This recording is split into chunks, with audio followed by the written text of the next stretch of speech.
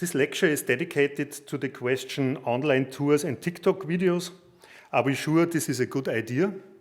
Considerations and experiences on the use of social media by some German Holocaust museums and memorials. In this presentation, two experts and practitioners from the German concentration camp memorials Dachau and Neuengamme will share considerations and experiences from their own use of social media, particularly online live tours and TikTok videos. I welcome Iris Groschek and Nicole Steng. Iris Groschek studied history and art in Hamburg and Prague. After working as an archivist for many years, she has been working at the Neuengamme concentration camp memorial since 2009. Here, she initially headed the educational department. Today, she is the head of the Public Relations and Online Communication Department at the Foundation of Hamburg Memorials and Learning Places, commemorating the victims of Nazi crimes. She created and has managed the social media accounts of the Neuengamme concentration camp memorial since 2013. Nicole Steng, she's a historian. She studied at the Munich University. She works at the education department at Dachau concentration camp memorial. Among other things, she is jointly responsible for the training and further education of the guides, for conversations with contemporary witnesses in schools, and for digital offers of the education department. She has been in charge of the memorial's Facebook page since 2020 and coordinates the live and digital tours for school classes. I may ask for your presentation now.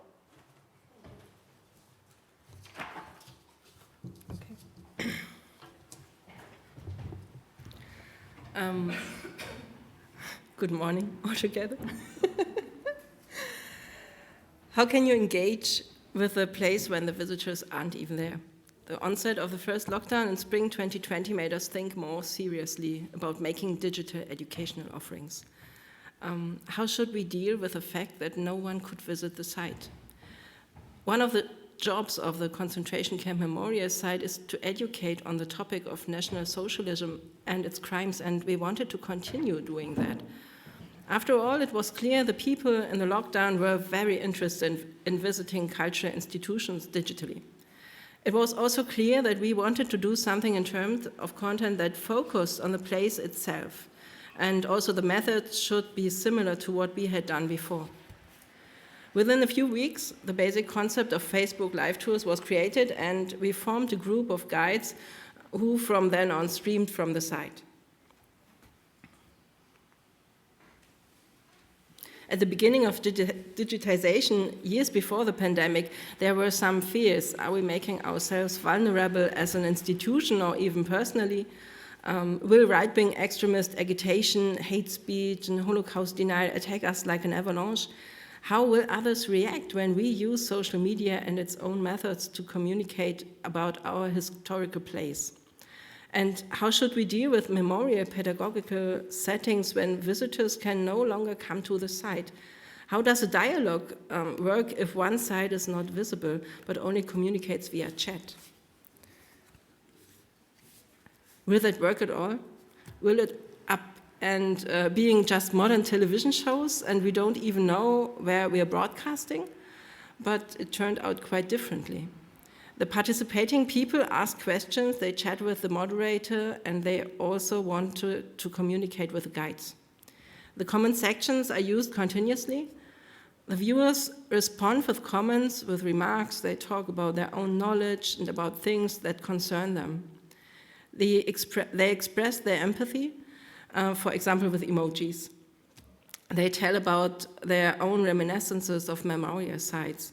Sometimes they also mention their ancestors who were imprisoned at Dachau concentration camp or who came as liberators.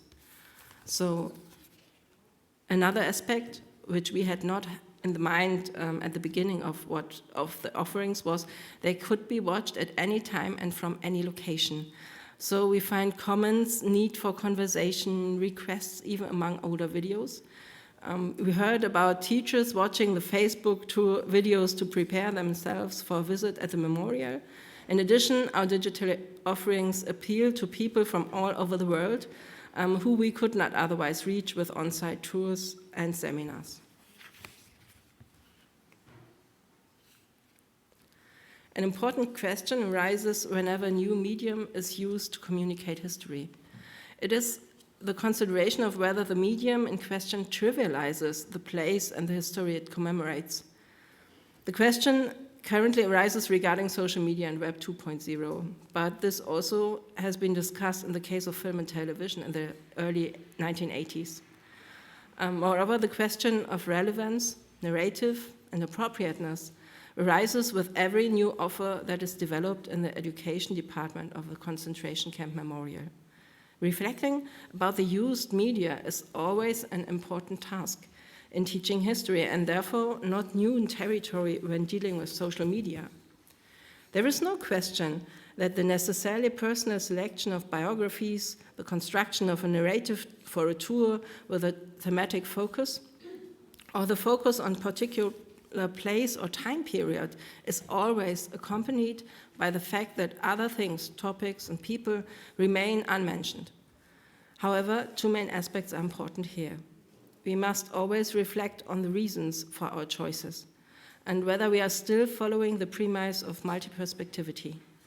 And we must not lose sight of the fact that our narrative is only one of many possible narratives. However, these are considerations that no longer have to do primarily with Facebook tours, but more generally with our work at the memorial site. Finally, I would like to raise the question of whether it is not an important task for memorial sites to work with social media from their unique perspective. We have a different focus than journalists. We want to show a different narrative. Our goals and methods are different, and perhaps the information from our hands also carries a special significance. What happened so far during our live tours on Facebook? First and foremost is spam. International fake accounts post comments with links that redirect to scam sites. It is interesting to note that we see accounts that post comments on almost every one of our offers, that we have to intervene in one or another way in a moderating manner. The comments are not necessarily clearly right-wing extremists, but rather things that sound more like conspiracy theories. What's interesting is that although we mostly hide those comments, the persons keep popping up. In addition, there is no indication of a systematic attack by a group that has set itself the goal of disturbing the tour.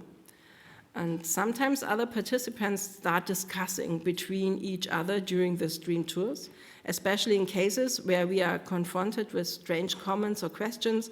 It happens that the participants react very quickly. They ask how something is meant, classify themselves, correct inaccurate statements, or put the commentators in their place. This is an experience that amazes us and has also a calming effect. A last thing I'd like to mention is a very special development that probably wouldn't have begun without digitization. The networking and collaborative educational work of various people working at different memorial sites. We use joint hashtags for Remembrance Days. We think together about how digital education can work. We reflect on and discuss digitalization and its effects. We try to support each other because in many cases digital formats are not perceived as a meaningful enhancement. Finally, we organize collaborative live tours in which we can report on the same prisoners from different sites, highlight the differences and similarities of concentration camps, but also address how the legacies of the Nazi era are dealt with. Visitors cannot get this comprehensive view by only visiting one of the memorial sites in Neuengamme, Belsen, or Dachau. And last but not least, Iris from Hamburg and me from Dachau can hold this presentation together. Increasing and supplementing perspectives is one of the great opportunities of digitization in general and Facebook live tours in particular. Thank you for your interest.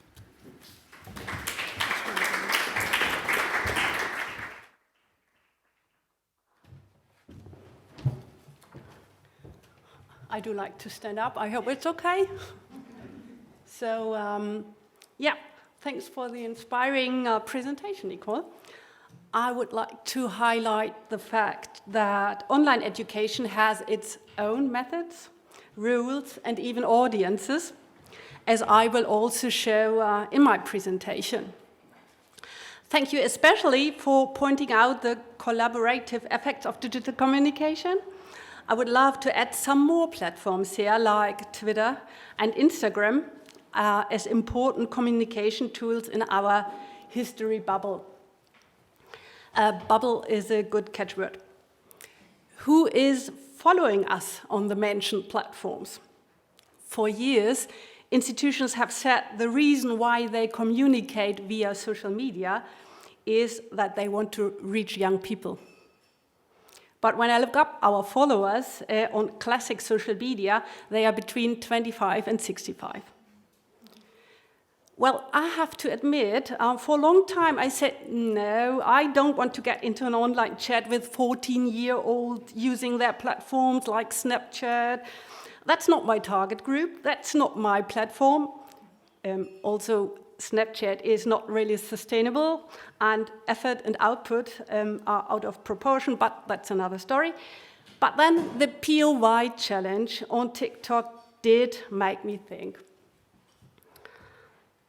Social media platforms give people the opportunity to actively participate in shaping remembrance culture. And TikTok has become, in general, a relevant information and communication medium for a broader public. As a creator on TikTok, you can shape the way history is being told. Maybe I show you a video.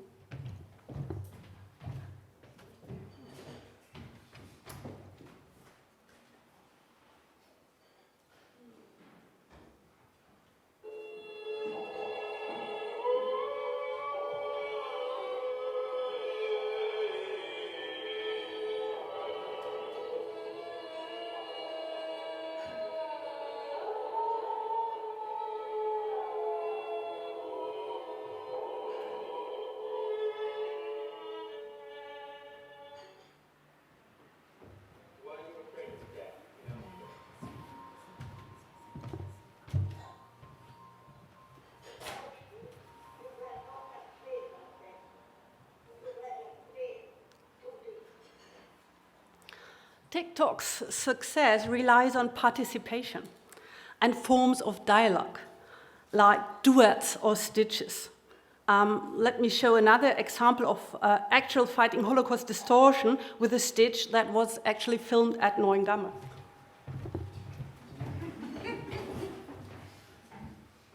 Thank you. Just sharing my new coat patch. Karen is spot on. I'm just going to add some historical perspective. I think it's safe to assume that the people who are catching these stars between the jackets aren't actually Jewish, because most of them actually see themselves more as political dissidents. And since they're so keen on comparing themselves to the victims of the Nazis, let's see what actually happened to people if they opposed the regime back then. They would have arrived at a concentration camp in a wagon just like this, stacked into cart with 80 other people for 3 days and no bathroom. Forced to sleep with tiny barracks, people were literally stacked on top of each other. Being forced to work under horrendous conditions, for example shoveling clay, they often only had a life expectancy of a couple of weeks. When they died, they were buried. They were cremated and the ashes were just dumped onto the campsite. So today, these memorial walls are all that their descendants have left of them. That is what you compare yourself to when you wear an unvaccinated Star of David. So next time, just don't. So that were 3 very different examples of how the Holocaust is performed or is talked about on TikTok. Until recently, however, there has been a lack of content made by memorials themselves. We are on TikTok since November last year. We want to address really young people with very different knowledge and interest. Maybe you can show the left video. Das linke. Recently, and I thought it was quite interesting. He's talking about this study from the Arisen Archives here in Germany. They found out that 16 to 25-year-olds are much more interested in the Nazi era than their parents' generation. What they also found was that people were able to draw an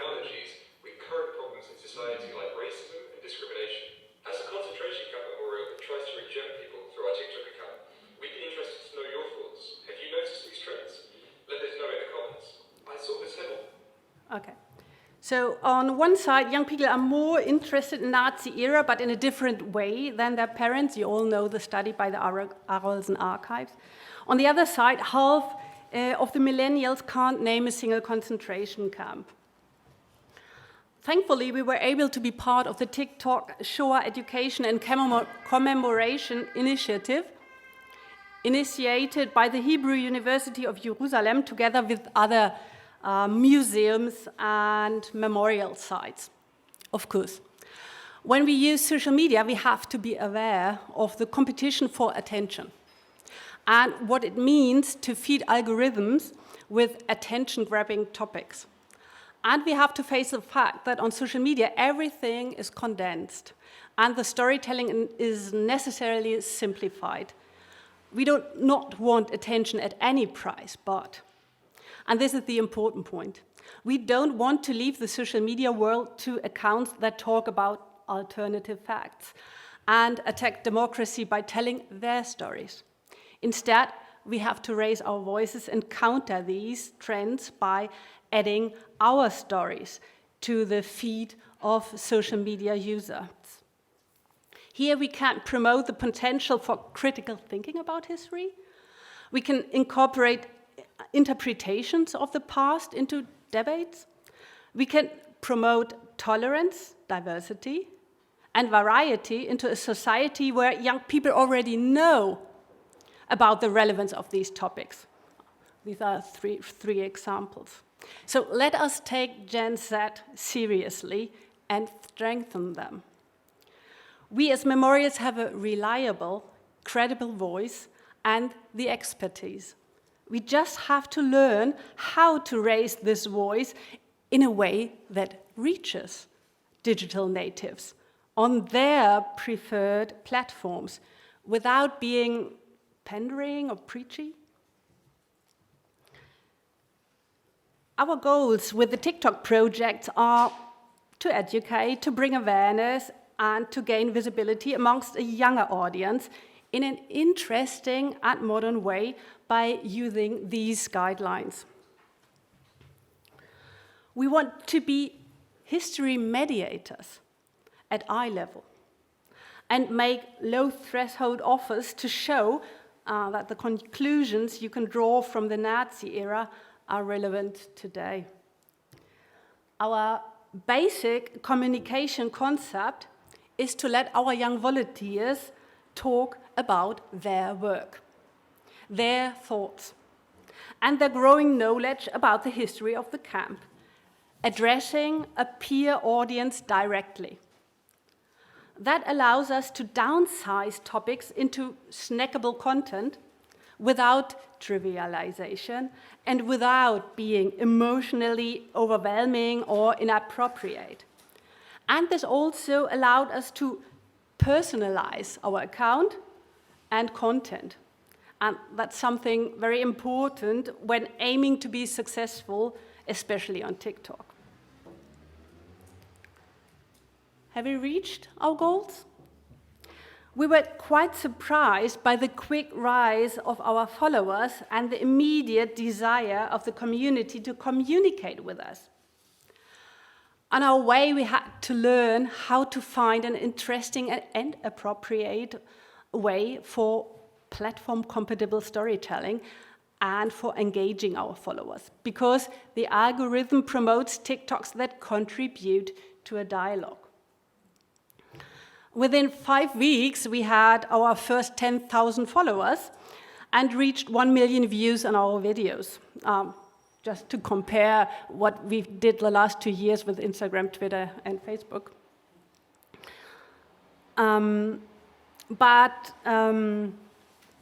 We almost immediately saw a high level of comments, likes, questions. Now our most viral video alone has received more than 500,000 views. So the community is interested. And our followers are international, with the top countries being the UK, USA, Germany, Netherlands. So yes, we are visible now.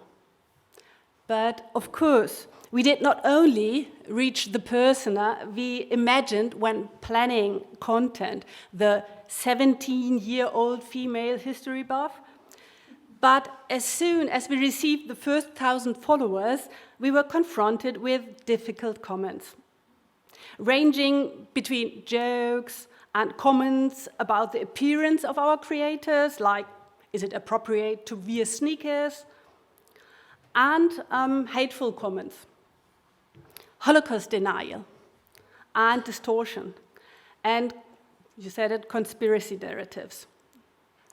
I had to learn about, not only about teenage slang, but also about racist or right-wing code words, of which you can see some here. And a constant moderating process had to be installed, beginning with implementing a stop list of words. That means that from the beginning, there has to be a clear communication of an etiquette externally to tell them why we do have to delete some comments, and a strategy internally if and how to respond. It's a really sad conclusion by Professor Matthew Williams, left unchallenged. The expression of hate in our online connected society had the potential to become more widespread than at any other point in history. So, for me, the answer to the question in the beginning of whether memorial sites should be more active and therefore visible in the online world is a definitive yes. Should they try all available means of communication for this? Yes. And this includes TikTok. To remain relevant for the next generation, memorials should put more time and energy into promoting user-generated content in the future, maybe, and co-creation formats, so as not only to be gatekeepers to fight fake news and alternative facts, but perhaps also to emulate a little bit of Lily Ebert, you saw in the beginning, and become creators or maybe even influencers on social media. Thank you.